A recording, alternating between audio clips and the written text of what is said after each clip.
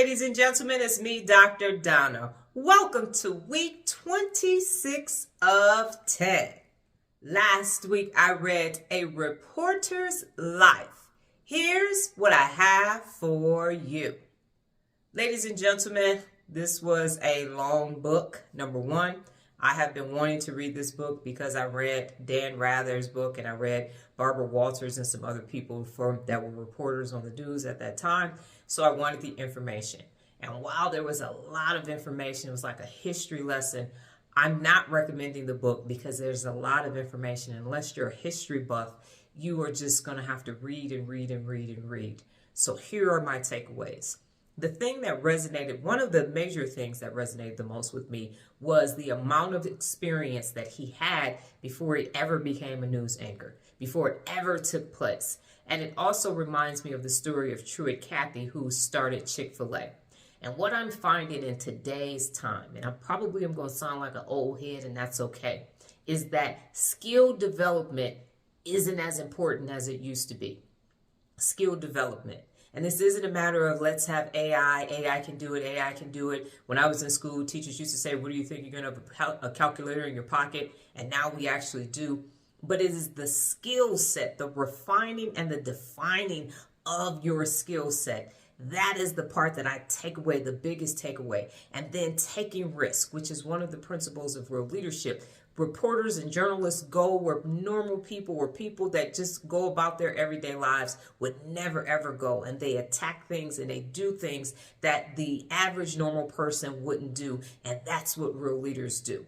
So I challenge you today. I challenge you to look at your life and look at your skills. And I've said this in previous videos. Micro skills and macro skills are how you hold yourself personally accountable to become your best. And when you skip the line, you leave those skills behind. That's a Dr. Donna quote. So how skilled are you?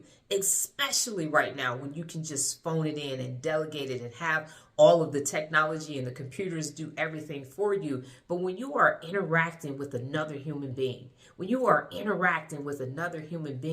you can feel the inauthenticity of some other persons. You can see that they're not skilled when you are skilled, when you are personally accountable, and you can't delegate that away. You can't give it to AI. You can't do it. You have to do the work yourself. And that's what I take away from this book, the history lessons, the risk taking and everything else.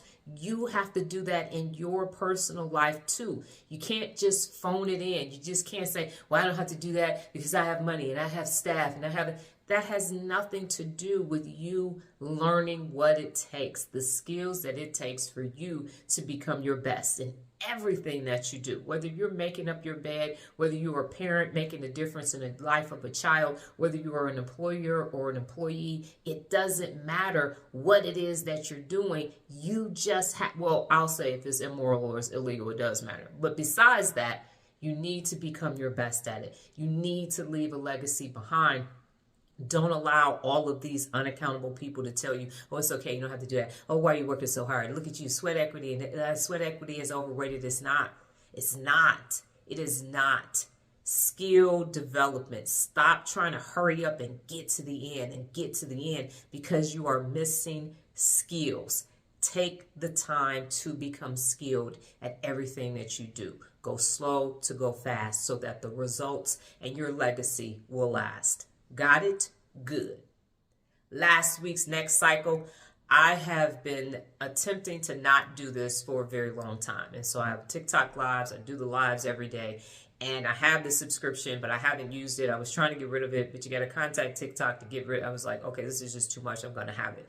And finally, I'm doing the second live, and I keep getting matadors. I keep getting trolls. And so we as a group collectively agreed that I have to start charging for that portion of the brand from a subscription-based perspective because it's just too many people not answering the questions. And so I was just doing too much, and it was just draining me, and I didn't want to do the live in the afternoon. I'm like, I don't want to do this. And it was just very, very cumbersome because unaccountable people, losers drain your energy. One loser is three too many. And so I started doing a subscription-based live. And I had to do it because that was the only way that I was going to continue to be able to have people do self-reflection, answer the questions, and grow. So that was my next cycle for last week. This week's book, Winning with Accountability. Well, that's my time, ladies and gentlemen. But before I get out of here, just remember the tenacity of 10. Let the next cycle begin. Adios.